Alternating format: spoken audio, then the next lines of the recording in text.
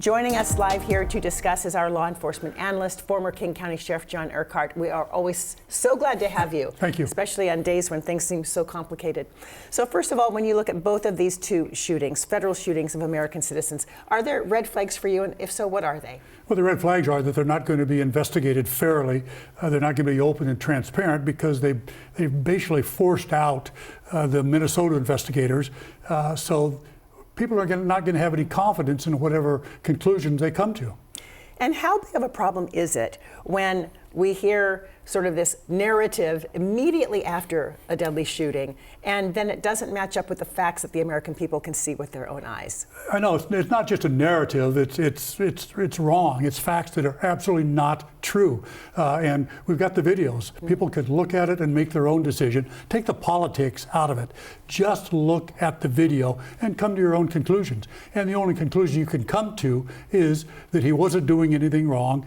He didn't deserve to get shot. Whatever he was doing, talking to federal agents, blowing his whistle, is not a capital offense. I'm glad you said, let's take the politics out of it. Yes.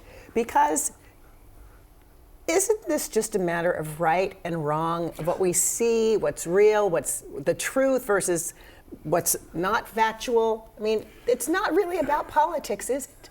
Well, it shouldn't be about politics. Too many people bring the politics into it, and I think that's an issue. I tried to take all of that out, especially when I come here, and just look at it from a law enforcement standpoint and from a standpoint of an American, a citizen, a person who knows the right from wrong, and what we want our country to be. We want our country to be where the federal government can come in and act the way they are doing and killing people. When the facts don't line up, what kind of risk does that put the officers in? It puts them caught in the middle. Because, you know, we have local law enforcement, police officers, the law enforcement profession has come so far in the last 40 years. And now it's going to be for naught because people aren't going to trust us anymore. It's really worked. You know, we have lowered crime. Crime is at an all-time low across the country because of the changes the police departments have made, working better with the community, working more collaboratively with the federal government. And now that's risking all that to go away. As you know, there have been some officials who have stepped down, federal officials, because they don't like how this is all being handled. When you're looking at the evidence, what do you make of the fact that the state's going to be blocked from getting the key evidence? And do you think that there could still be a fair investigation in this? The reality is it doesn't matter whether it's a fair investigation or not, because it presumably could be. People aren't going to believe it. People aren't going to believe what the Department of Justice tells them once this investigation is over because they have aced out in such a blatant way.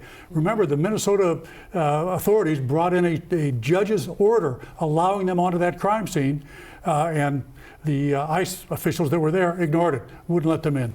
And also, there's a specific way that evidence has to be handled.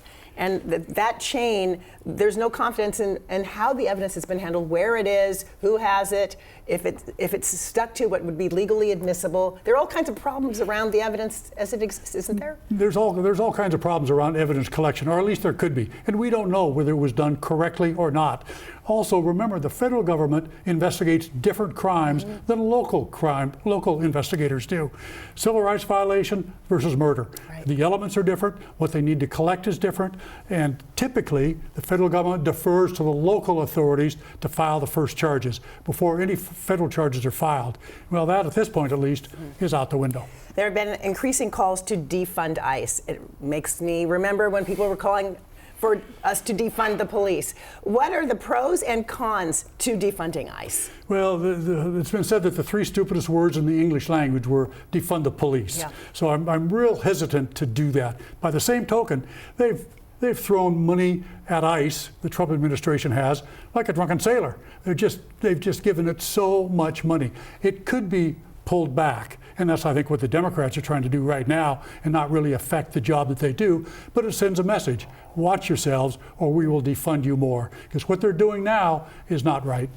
If they were to ask you your advice about how to move forward with ICE, with immigration enforcement, the Department of Homeland Security, what piece of advice would you give them as a former law enforcement officer? Get rid of those masks. Get rid of all that battle gear. Right now, those ICE officers look like they're about to invade Iwo Jima. That's not how you do local police work. You need better leadership. You need leadership on the ground in Minneapolis and across the country, not just Minneapolis. Controlling the officers that are out there. The agents that are out there need to be controlled, need to have leadership.